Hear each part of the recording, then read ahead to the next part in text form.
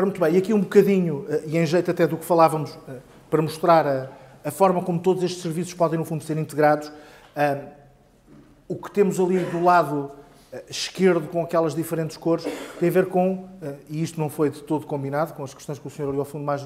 nos colocava, de um cliente com diferentes interconectividades, ou seja, um cliente que está a chegar pela internet, um cliente que está a chegar por circuitos dedicados, como é que ele pode e deve cruzar diferentes soluções, se elas estão apenas a partilhar storage dado por um fornecedor de acesso, se apenas estão a partilhar a plataforma de backups, se estão alojadas fisicamente no data center, se estão alojadas numa solução de cloud, combinar, no fundo, storage, backup, servidores, interconnects, construindo este tipo de soluções em que, e é um bocadinho esta, se quisermos a mensagem, não queria dizer final, mas a mensagem mais importante, a cloud é uma parte de um conjunto de serviços, não é algo que venha pura e simplesmente absorver ou substituir-se ou ser ali paralela a um conjunto de serviços. Continuarão a existir plataformas de backup e de storage que forçosamente, e até por boa prática, devem ser física e tecnologicamente diferentes da própria cloud, até para haver ali redundâncias, mas em que os clientes tenham esta visão, ou seja, que saibam o que é que está colocado no ambiente de cloud, que tipo de serviços lá estão dentro, onde é que está a plataforma de storage, onde é que está a plataforma de backups e como é que isto é gerido, inclusive, e ali como o diagrama vos tenta mostrar, do ponto de vista de acesso, se o acesso vem exclusivamente pela internet, se vem por circuitos privados, se há mais ou menos escavadoras ali a perturbar-nos aquela parte verde ali do nosso diagrama. Como tinha dito ali, como colocava a tal questão, os ins e outs são este slide, é uma das questões. Portanto, se quisermos, continuando neste crescendo de construir a solução, portanto, nesta altura do construir a nossa solução, já tínhamos selecionado, inclusive, um modelo de redundâncias de acesso, um modelo de continuidade de negócio, de recuperação, e estávamos agora perante uma questão que é provavelmente das menos debatidas do ponto de vista das soluções de cloud. Ou seja, uma vez contratado o serviço, normalmente há um conjunto de facilidades muito grandes, ou seja, é muito fácil dizer a um cliente, nós migramos os seus serviços, migramos as suas arquiteturas, mas... E era a questão concreta que me colocava ainda há pouco. Perdão. Como é que é na saída? Ou seja, há uma espécie de visão de que toda aquela infraestrutura do cliente é muito fácil chegar lá, mas o cliente, não forçosamente por uma insatisfação de serviço, até pode estar muito contente com aquele fornecedor, mas tem uma alteração de governance. Foi adquirido por alguém que também ele próprio tem serviços de cloud, tomou uma decisão de que quer voltar para dentro de casa com a solução. Assistimos, lamentavelmente, a experiências até de alguns providers internacionais, de no momento em que um cliente diz eu vou rescindir o meu contrato e quero iniciar a saída, barramento de acesso a dados, barramento de acesso a servidores, a um conjunto de práticas desagradáveis para a indústria, obviamente, e até que levam ao tal desconforto, porque estas mensagens depois circulam, não é?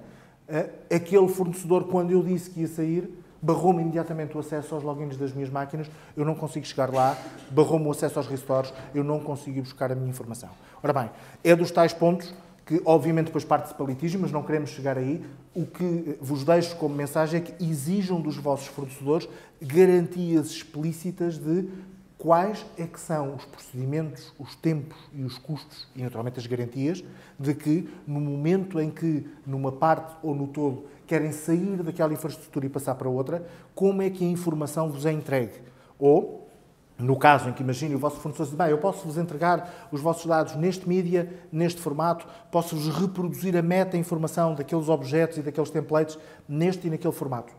Não se coíbam de perguntar, inclusive, tempos e valores de mas eu não quero nesse formato, porque esse é o formato que vocês utilizam, vocês facilitaram a minha entrada, que eu vinha do standard X, passei para o standard Y, mas eu quero voltar a sair no mesmo standard em que cheguei. Quanto é que me custa, quanto tempo demora, que a mesma facilidade que me deram para entrar, ou seja, se quisermos aquilo que foi feito como uma derivada, quanto é que vai custar a primitiva, para podermos sair daquela opção. Não há,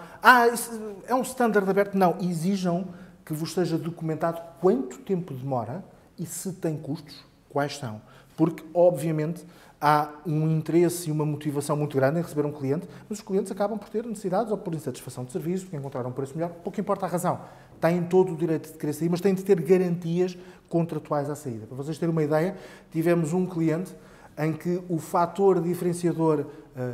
do nosso lado, da proposta de valor que apresentámos, não teve tanto a ver com as garantias de entrada e de flexibilidade, mas precisamente com este ponto de saída, ou seja, o esforço que fizemos para cumprir com objetivos de tempo e de custo, de um cliente saber, ok, eu vou transformar toda a minha infraestrutura numa infraestrutura de cloud, mas se eu de hoje para amanhã quiser, e este era o cenário mais dramático, voltar para uma infraestrutura física, quanto é que isso me pode custar e se vocês o podem fazer? Peçam aos vossos fornecedores que vos deem garantias formais sobre isto. Naturalmente, não são exemplo, são felizmente raros, mas há casos em que mais grave do que não entregarem no formato X ou não entregar no formato Y, fazerem lock a contas de clientes no momento em que recebem uma rescisão de contrato. É gravíssimo, dá um péssimo nome à cloud e, obviamente, não é forma de se manter um cliente, seria o equivalente a equipamentos físicos que vocês poderiam ter alojados em data center, no momento em que dizem eu quero rescindir, impedirem-vos de chegar ao bastidor e de levantar o vosso servidor. Não há diferença absolutamente nenhuma entre vos negarem acesso a um elemento físico e aos vossos dados e à vossa infraestrutura, ao tempo de configurações e tudo mais que fizeram. Portanto, há aqui alguns aspectos que podem ajudar. O Open Virtualization Format é um dos standards que pode ajudar às entradas e às saídas, mas acima de tudo, o que está ali no segundo ponto, peçam do ponto de vista contratual que sejam bastante explícitos nas garantias à entrada e à saída, e pegando naquilo que me dizia, mais até do que às vezes aquilo que possa ser a proposta standard, não hesitem em pedir um bocadinho mais de detalhe de e se eu quiser neste formato ou quiser naquele, quanto é que me vai custar, faz parte ou não da oferta, ou é uma questão de opção. Por último, e terminando aqui aquilo que seriam os blocos de tecnologia, vou-vos ocupar apenas um bocadinho mais e não vou ocupar aqueles 20 minutos, até porque já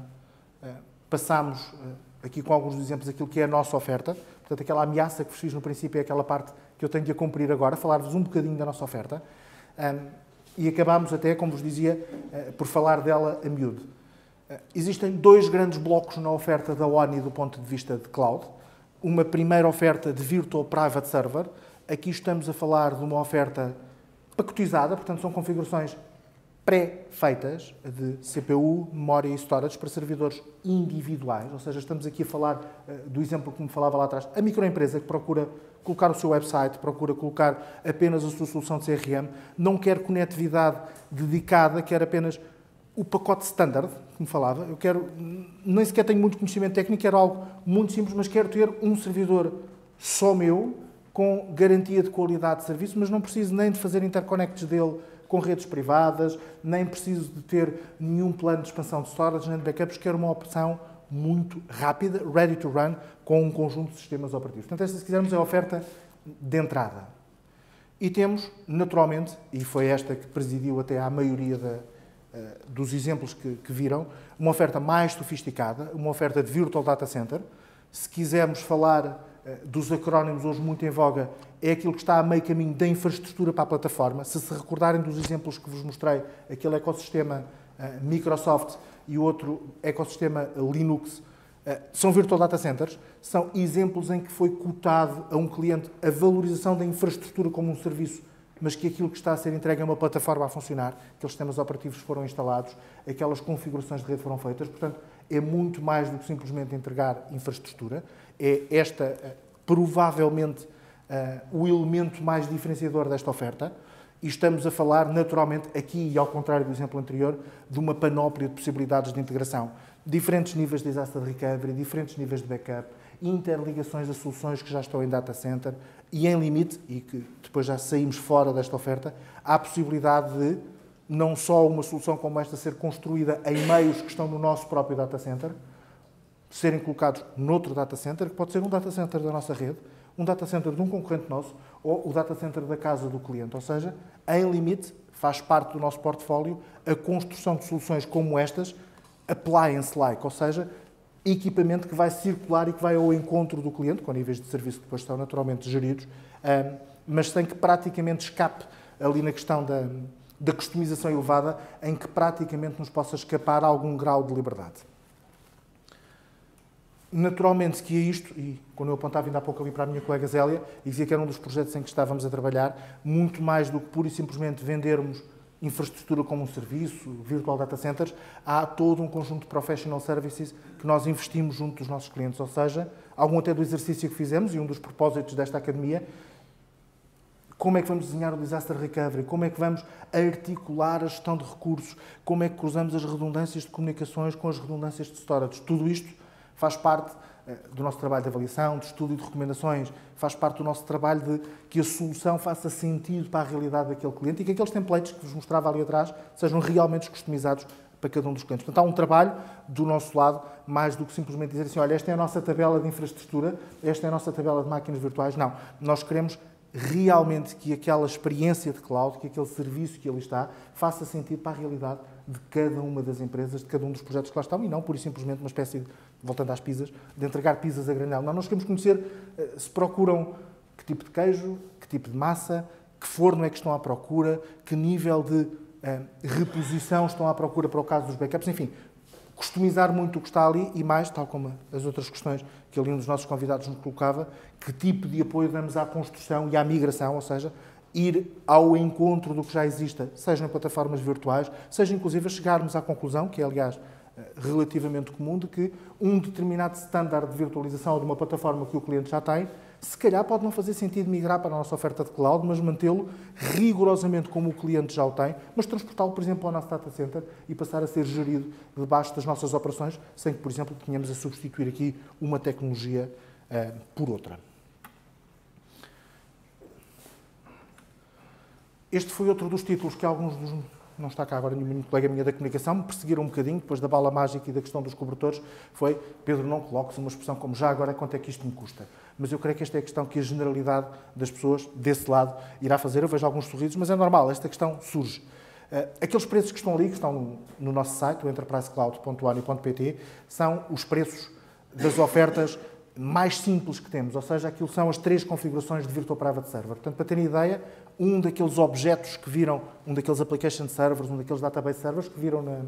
nos exemplos de cliente, com determinadas combinações de cores, RAM e storage, são o início da nossa oferta. Naturalmente que da combinação de add-ons e da combinação e alteração destas capacidades nascem as ofertas mais sofisticadas. E como já tive a oportunidade, entretanto, aqui no intervalo, marcarmos até algumas sessões, temos todo o gosto em vos visitar e, interativamente, à volta de uma mesa, construir modelos de pricing simulados literalmente ao momento, em que combinamos este tipo de recursos com diferentes soluções de conectividade, com diferentes professional services de apoio à migração, para que, de facto, mais do que simplesmente vos entregar infraestrutura como um serviço, seja entregue uma plataforma, algo que faz sentido para a vossa realidade e em que todos aqueles alertas que vos dei na primeira parte de conhecerem os modelos de licenciamento do software, os recursos que lá estão, os níveis de qualidade de serviço, isto possa-vos ser apresentado de uma forma modular e que literalmente a solução é construída conjuntamente. Deixo-me agora ao vosso dispor para mais questões que possam colocar. Não sei se ainda tenho mais alguma coisa para oferecer, se calhar já não.